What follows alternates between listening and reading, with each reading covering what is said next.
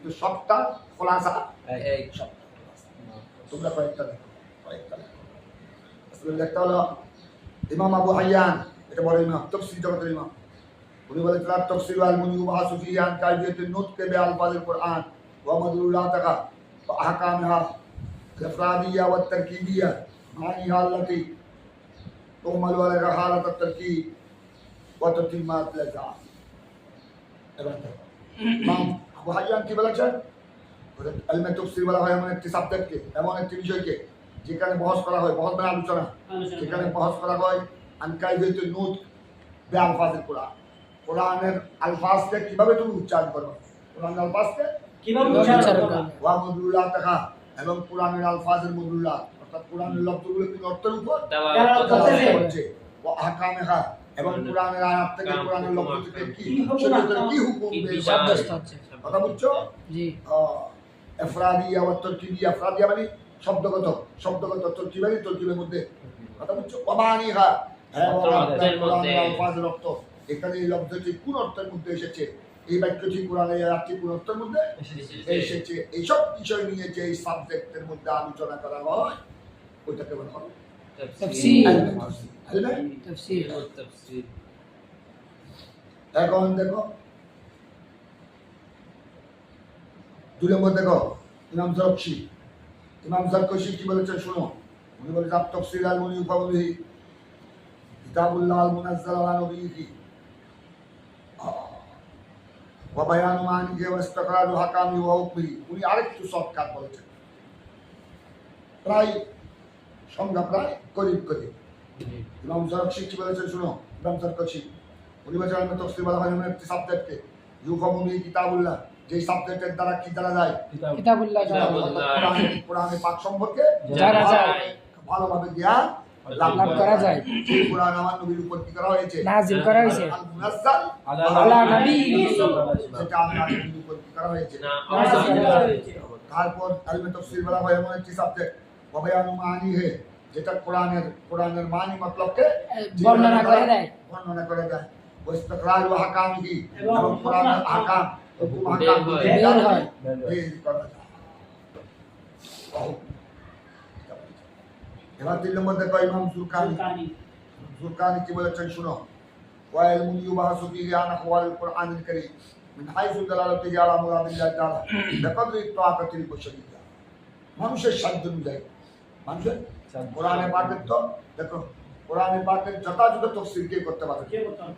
কোরআনে পাকের একমাত্র যথাযথ তাফসীর করতে পারবেন আল্লাহ রাসূল, যেহেতু আল্লাহ এই কোরআন নাযিল করেছেন কার উপর? রাসূল সাল্লাল্লাহু আলাইহি ওয়াসাল্লাম। ডাইরেক্ট এই কোরআনের সমস্ত জ্ঞান আল্লাহ কাকে দান করেছেন? রাসূল সাল্লাল্লাহু আলাইহি ওয়াসাল্লাম। আল্লাহ খালাকাল ইনসান এখানে খালাকাল ইনসান থেকে তাফসীরে খাযির ইত্যাদি অনেক মুফাসসিরিন বলেছেন এখানে ইনসান মানে ইনসানে কামেল ওয়া রাসূলুল্লাহ সাল্লাল্লাহু আলাইহি ওয়াসাল্লাম। আমার রাসূলের কথা আল্লাহ বলেছেন, আল্লাহ আমার রাসূলকে সৃষ্টি করেছেন। রাসূলকে সৃষ্টি করা মানে পুরো মানব জাতিকে সৃষ্টি করা। রাসূল মানে মানব জাতির হেড অফ দ্য ডিপার্টমেন্ট, মানব জাতির মূল। তারপর ওয়াল্লামাহুল বায়ান, এবং ওই ইনসানে কামেল যিনি আল্লাহ রাসূল, ওনাকে আল্লাহ তাআলা পুরো কোরআনের বায়ান, ব্যাখ্যা, বিশ্লেষণের জ্ঞান আল্লাহ নিজে আল্লাহর হাবিবকে দিয়েছেন, শিক্ষা দিয়েছেন। আল্লাহর হাবিবের উপর 30 পারা কোরআন নাযিল করেছেন ওয়াসাকাতে জিবরাইল আলাইহিস সালাম, জিবরাইলের মাধ্যমে আর আল্লাহর কোরআনের 30 পারা কোরআনের সমস্ত ব্যাখ্যা, বায়ান, বিশ্লেষণ এটাও আল্লাহ তাবারক ওয়া তাআলা আমার নবীকে শিক্ষা দিয়েছেন।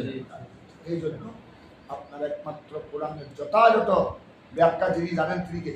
রাসূল পাক সাল্লাল্লাহু আলাইহি ওয়াসাল্লাম। সমস্ত সাহাবায়ে কেরাম থেকে শুরু করে সাহাবায়ে কেরাম, তাবেঈন, তাবেঈন, একদম রইসুল মুফাসসিরিন ইবনে আব্বাস থেকে শুরু করে সবাই কোরআনে যা তাফসীর করেছে এটা হলো সাধ্য অনুযায়ী, সাধ্য অনুযায়ী আল্লাহ যাকে যতটুকু দয়া করেছেন।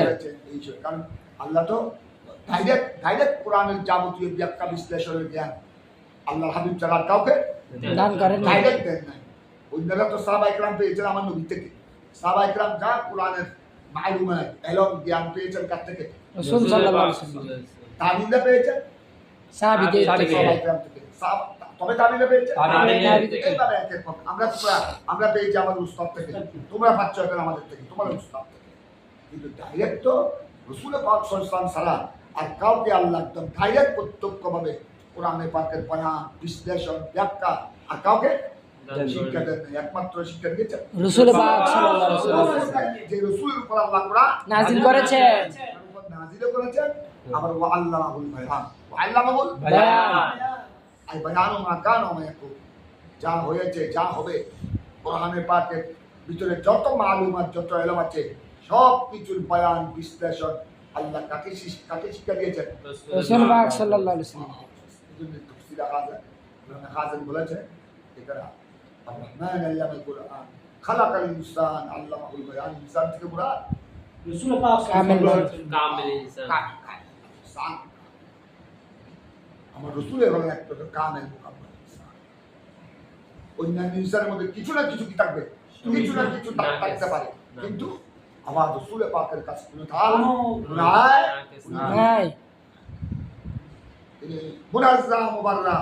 আল্লাহ এমন ভাবে আমার রসুলকে সৃষ্টি করেছে, আমার নবী সমস্ত নাকায়েস, সমস্ত আপনার নকশ, ত্রুটি বিচ্যুতি থেকে একদম পূত পবিত্র বানিয়ে আল্লাহ তাআলা নিজেও আল্লাহ মুনাজ্জাহ মুবাররা, পূত পবিত্র, ঠিক আল্লাহর প্রিয় রসুলকেও আল্লাহ নিজের স্বীয় নূর থেকে সৃষ্টি করে একদম পূত পবিত্র বানিয়ে এই পৃথিবীতে প্রেরণ করেছেন।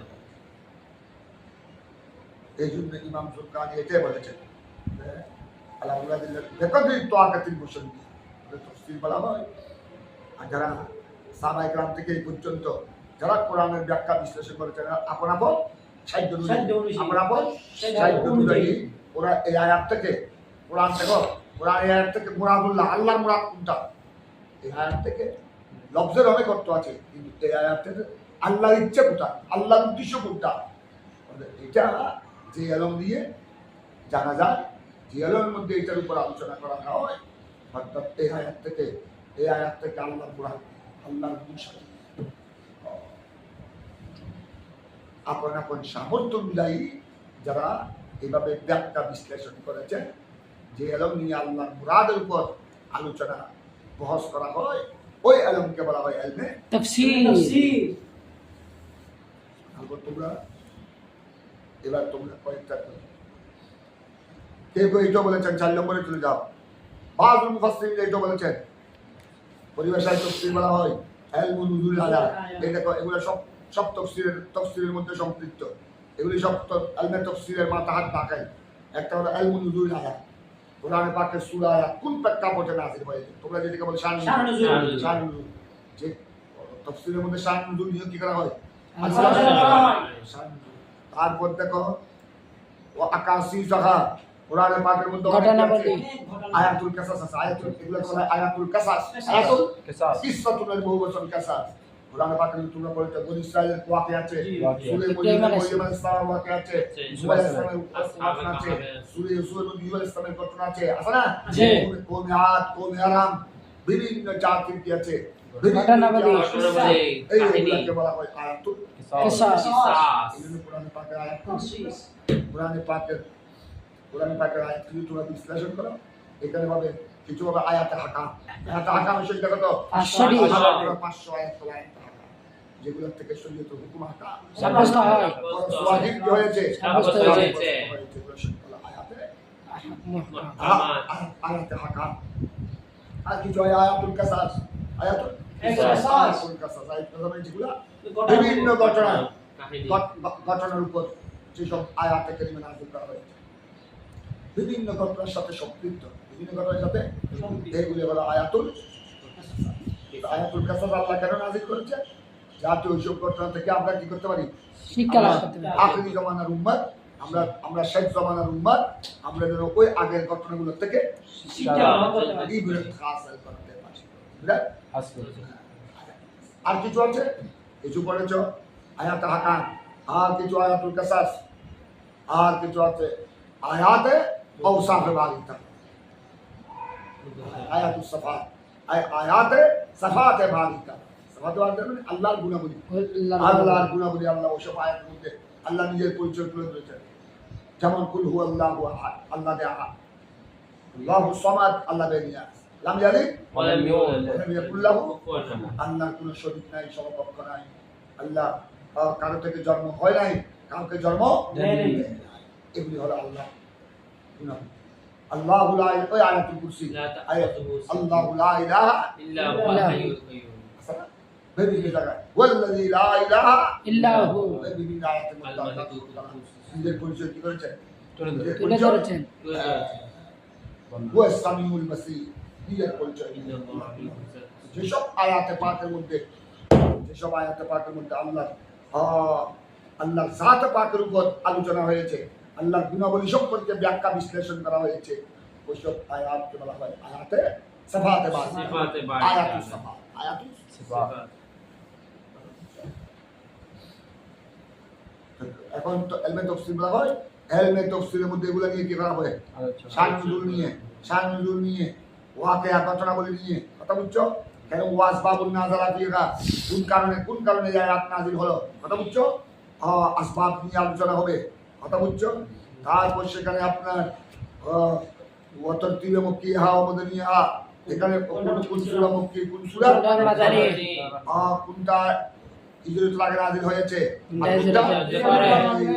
এগুলো সব নিয়ে মুহকামা ওয়া মুতাশাবিহা, কোন আয়াত মুহকামাত, কোন আয়াত মুতাশাবিহা, তারপর ওয়া নাসিখা, কোন আয়াত নাসিখ, ওয়া মানসুখা, কোন আয়াত মানসুখ, ওয়া খাসহা, কোন আয়াত খাস, ওয়া আমহা, কোন আয়াত আম, ওয়া মুতলাকাহা, কোন আয়াত মুতলাক, ওয়া মুকাইয়াদাহা, কোন আয়াত মুকাইয়াদ, ওয়া মুজমালাহা, কোন আয়াত মুজমাল, ওয়া মুফাসসালাহা, কোন আয়াত মুফাসসির, ওয়া হালালাহা, কোন আয়াত হালাল। অর্থাৎ কোন আয়াত হালাল জাতীয়, অর্থাৎ যেসব আয়াতে কোনো কিছুকে কি করা হয়েছে, হালাল করা হয়েছে, এগুলোকে বলা হয় আয়াতে হালাল। আর ও হারামিহা, যেমন তোমরা বলেছো, আল্লাহ বলেছেন কোরআনে পাকে বিসমিল্লাহির রহমানির রহিম, আহাল্লাল্লাহুল বায়া ওয়া হারামা রিবা, আল্লাহ বেচা কিনাকে হালাল করেছেন। রিবাকে সুদকে হারাম করেছেন। এখানে কোরআনে পাকে দেখা যায় অনেক কিছু হালাল সংক্রান্ত বিষয় আছে, আর অনেক কিছু হারাম। হারাম, যেমন জেনা, শরাব, মদ, এগুলো হলো জুয়া, এগুলো হলো কি হারাম। হারাম। তারপর আপনার ওয়া দেখা, আর কিছু আছে আপনার ওয়াদা, আল্লাহ কি দিয়েছেন? ওয়াদা দিয়েছেন, আল্লাহ ওয়াদা করেছেন। ওয়াদাল্লাহুল লাযিনা আমানু, তোমরা পড়ো না সূরা মুজাম্মিলে, ওয়াদাল্লাহুল লাযিনা আমানু মিনকুম ওয়া আমিলুস সালাত মিনকুম ওয়া আমিলুস মাগফিরাতাও মিনহুম মাগফিরাতাও ওয়া আজরুন আযীমা। আল্লাহ ওয়াদা দিয়েছেন, যারা ঈমানদার, যারা নেক আমল করেছে, আল্লাহ তাদের সাথে পাক্কা ওয়াদা দিয়েছেন, প্রতিশ্রুতি দিয়েছেন, তাদের জন্য মাগফিরাত রয়েছে, আর তাদের জন্য আজরুন আযীমা, মহান পুরস্কার। প্রতিদান রয়েছে। এইগুলোকে বলা হয় আয়াতুল ওয়াদ, আয়াতুল ওয়াদ। আর কিছু আছে আমল। ওয়াহিদা, আয়াতুল ওয়াহিদ, শাস্তি। ওই মানে বুঝো শাস্তি। আল্লাহ ধমক দিয়েছেন, হ্যাঁ খবরদার, ইন্না বাদশা রাব্বিকা লাশাদীদ, খবরদার আল্লাহর আযাবকে ভয় করো। আল্লাহ কিন্তু পাকড়াও, আল্লাহর পাকড়াও থেকে বেঁচে থাকো। আল্লাহ যখন ধরবে আর ছাড়বে না, আল্লাহর পাকড়াও বড় কি কঠিন। এগুলি হলো আল্লাহ আল্লাহ ওয়াহিদ, ওই মানে দিয়েছে। ধমক। তারপর ওয়াম রেখা, কোরআনে পাকে অনেক ওয়াকি মুসলাত, এগুলি হলো আমল, ওয়াতুজ যাকাত, এগুলো হলো সিগার আমল। আর কিছু কি নাহি। নেই আছে, ওয়া নাহিহা, নাহি মানে আল্লাহ কি করেছেন? নিষেধ করেছে। তারপর দেখো এইভাবে আপনার ওয়াইম রেখা, ওয়া আমসা লেখা, এই সমস্ত আপনার প্রায় ইলমে তাফসীরের দ্বারা অন্তত 20টার উপরে এলম জানা যায়। 20টার উপরে বিষয়াদি সম্পর্কে যেই সাবজেক্টের মধ্যে আলোচনা করা হয়, ওইটাকে বলা হয় ইলমে তাফসীর। কথা বুঝছো? ইলমে তাফসীরের মধ্যে এখানে তোমাদের শানুল এসে গেছে, কথা বুঝছো? জি। তারপর আয়াতুল কাসাসের কথা এসে গেছে, কোন কারণে আসবাবে নাযিলা, কোন কারণে আয়াতটি নাযিল হলো, তারপর কোন সূরা মুক্কি, কোন সূরা মাদানী, কোনটা মুহকাম, কোন আয়াত মুহকাম, কোনটা মুতাশাবিহ, কোনটা নাসিখ, কোন আয়াতের মধ্যে কিছু আছে নাসিখ, আবার কিছু মানসুখ। আবার কোনটা খাস, কোনটা আম, কোনটা মুতলাক, কোনটা মুকাইয়াদ, কোনটা মুজমাল, কোনটা মুফাসসার, কোনটা হালাল, কোনটা হারাম, কোনটা আয়াতে ওয়াদ, কোনটা আয়াতে ওই, কোনটা আমার আয়াতে আমার, কোনটা আয়াতে নেহি। এই সংক্রান্ত বিষয়াদি যেই সাবজেক্টের মাধ্যমে আলোচনা করা হয়, ওটাকে বলা হয়। ইলমে তাফসীর। এই জন্য ইমামে তোমরা বলেছো, ইমাম সুয়ুতি, জালালউদ্দিন সুয়ুতি এক কানের মধ্যে এই জন্য বলেছেন আলিফ, লাম, ওদের মিম। বরাবর 16টি সাবজেক্ট 16টি সাবজেক্টের উপর পাক্কা কি থাকতে হবে জ্ঞান থাকতে হবে। তারপরে তাকে মুফাসসির বলা হবে মুফাসসির নেই এখন তো যেতে মুফাসসির পড়া মুফতি তো একদম সবাই মুফতি তো রিক্সাওয়ালা এখন মুফতি মুফতি আছে। ও এখন রিক্সা তুই নাম সিউটি বলেছে চালাল 16টি বিষয়ের উপর পাক্কা মালুমাত থাকতে হবে তারপর সে মুফাসসির এবার দেখো তোমরা মৌজু এলমি তফসির এলমে তফসিরের আলোচ্য সূচি এলমে তফসিরের মধ্যে এখন এটা আমার কথায় তোমরা বুঝতেছ এখন তো যা আলোচনা করো এগুলো এখন এলমে তফসিরের আলোচ্য সূচি এগুলো নিয়ে এলমে তফসিরের মধ্যে কি করা হয় এই ফরমাতে ইন্না মৌজু এলমি তফসির হুয়া কালামুল্লাহ আযজা ওয়া জাল্লা এই জন্য এলমে তফসিরের মধ্যে হলো কালামিল্লাহ কারণ তফসিরের মধ্যে কি নিয়ে আলোচনা করা হয় আল্লাহর কালাম নিয়ে কি করা হয় আলোচনা করা হয়। কালাম নিয়ে আলোচনা করা হয় এই জন্য এলমে তফসিরের মওজু এতক্ষণ তো শুনেছ তফসির এই বৃষ্টির উপর বিষয় আদির উপর আলোচনা করা হয় তো সংক্ষেপ যদি কেউ জিজ্ঞাসা করে যে এলমে তফসিরের মওজু কি মা হুয়া মওজু এলমে তফসির তো তোমরা এক শব্দে উত্তর দিবে কালামুল্লাহ মওজু এলমে তফসির কালামুল্লাহ কালামুল্লাহ আল্লাহর এলমে তফসিরের মধ্যে এলমে তফসিরের সমস্ত ব্যাখ্যা বিশ্লেষণ এলমে তফসিরের সমস্ত আলোচনা কাকে ঘিরে আল্লাহর কালাম দিয়ে। কালাম ইলাহিকে ঘিরে কোরআনে পাককে ঘিরে এই জন্য এলমে তফসিরের মওজু হলো কালামুল্লাহ অর্থাৎ কোরআনে পাক অর্থাৎ আর হাদিসে পাকের মওজু কালাম রাসূলুল্লাহ কালাম রাসূলুল্লাহ। হাদিসে পাকের মওজু কালাম এলমে তফসিরের মওজু হলো কালামুল্লাহ। আর হাদিসে পাকের মওজু কালাম রাসূলুল্লাহ কালাম রাসূলুল্লাহ আল হাদিসুন নববিয়্যা আল হাদিসুন নববিয়্যা।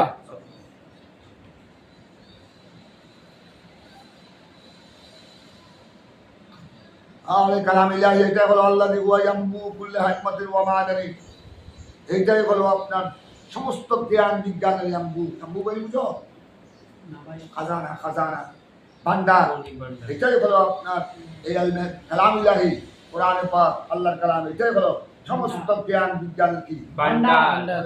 জ্ঞান বিজ্ঞানের উৎপত্তি উৎপত্তি স্তর। ইয়ামবু এর উৎপত্তি স্তর। এটাই হলো ভিত্তি সমস্ত যত জ্ঞান আসমানের জ্ঞান জমিনের জ্ঞান ইতিহাসের জ্ঞান তোমরা যত পড়তেছ অর্থনীতির জ্ঞান সমাজনীতি রাজনীতি এটা বুঝছো ইঞ্জিনিয়ারিং বলো এই বলো সেই বলো এলমুল হাদিস বলো এলমুল তাফসীর এলমে নাহব বলো এলমে সরফ বলো এলমে বালাগত এলমে হিকমত এই বর্তমান ডাক্তারি শাস্ত্র বলো ইঞ্জিনিয়ার শাস্ত্র বলো ডক্টর বলো এই বলো সে বলো সমস্ত জ্ঞানের এমবু হলো এমবু কোম্পানি কি বললাম উৎপত্তি স্তর।